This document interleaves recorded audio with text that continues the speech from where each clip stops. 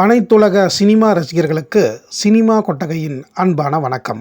1940ஆம் ஆண்டு வெளியான அனைத்து படங்களையும் வரிசையாக பார்த்து வருவதில் இப்போது நாம் காண இருக்கும் திரைப்படம் நீலமலை கைதி என்ற படமாகும். இந்த படத்தினை டெக்கான் பிலிம்ஸ் என்ற பட நிறுவனம் தயாரித்திருக்கின்றது. காடிப் என்பவர் எழுதிய கதைக்கு டி.வி. சுவாமி அவர்கள் வசனத்தை எழுதியிருக்கிறார்.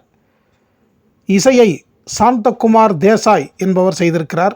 ஒளிப்பதிவை தேவேசா என்பவரும் எடிட்டிங்கை சோமநாத் சுக்லா என்பவரும் செய்திருக்கிறார்கள். இந்த படத்தை இயக்கியவர் ஹோமி மாஸ்டர் டி.வி. சுவாமி என்பவர் செய்திருக்கின்றார். இனி இந்த திரைப்படத்தின் கதை சுருக்கத்தை பார்ப்போம். நீலகிரி மாவட்டத்தை 1789ஆம் ஆண்டுகளில் பிரிட்டிஷ் அரசு கைப்பற்றி தேயிலை தோட்ட தொழிலை விரிவுபடுத்தும் பொழுது பல தேசத்து மக்கள் அடிமையாக கொண்டு வரப்பட்டு பணியில் அமர்த்தப்படுகிறார்கள். அப்போது அங்கு நடக்கும் அநீதியை எதிர்த்து எவர் குரல் கொடுத்தாலும் சிறையில் அடைக்கப்பட்டு சித்திரவதை செய்யப்படுகிறார்கள். பலர் இறக்கிறார்கள். அப்படி பாதிக்கப்பட்டவர்களில் ஒரு கைதி சிறையில் அடைக்கப்பட்டு கடுமையான தண்டனையை பெறும் பொழுது இரகசியமாக அங்கிருந்து தப்பி பிரிட்டிஷ் அரசுக்கு எதிராக மறைந்து நின்று புரட்சியை செய்கிறான். அவனை எப்படி பிரிட்டிஷ் அரசு கைது செய்து கொன்றது என்பதை கற்பனையாக இந்த படத்தை எடுத்திருக்கிறார்கள். இந்த படத்திற்கு தணிக்கை சான்றிதழை அன்று நமது நாட்டை ஆண்ட பிரிட்டிஷ் அரசு தர மறுத்தது. 3 தடவை படமாக்கப்பட்டு 3 தடவையும் இந்த படம் கடுமையாக சிதைக்கப்பட்டது. அன்றைய சுதந்திர போராட்டக்காரர்களால் இந்த படம் தணிக்கை செய்யப்பட்டது. 14,972 அடியில் இந்த படம் தொகுக்கப்பட்டு 29/6/1940 அன்று வெளியிடப்பட்டது.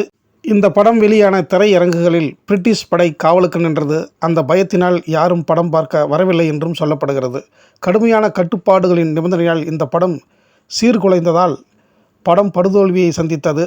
இந்த படத்தில் கதையின் நாயகனாக எஸ்.ஆர். சாண்டோ என்பவரும் அவருக்கு உதவும் நட்சத்திரங்களாக வி.எஸ். மணி, வசந்தகுமார் தாஸ், பெண் கலைஞர்களாக சுசீலா, எஸ்.ஆர். ராஜாமணி ஆகியோர் நடித்திருக்கிறார்கள்.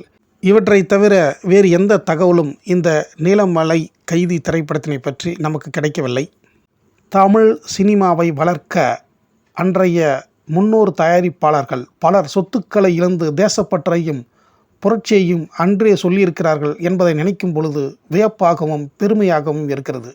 இதுவரை இந்த நீலமலை கைதி திரைப்படத்தினை சினிமா கொட்டகைக்கு வந்து பார்த்த அனைத்து கலைநேச நெஞ்சங்களுக்கும் என் நெஞ்சந்த நன்றியை தெரிவித்துக் கொண்டு, இனி இதே 1940ஆம் ஆண்டு வெளிவந்த மற்ற அனைத்து படங்களையும் அடுத்தடுத்த வீடியோவில் தொடர்ந்து பார்ப்போம். நீங்களும் பார்த்து உங்களின் கருத்துக்களை வழங்குங்கள் என்று கேட்டுக்கொள்கிறேன். நன்றி, வணக்கம்.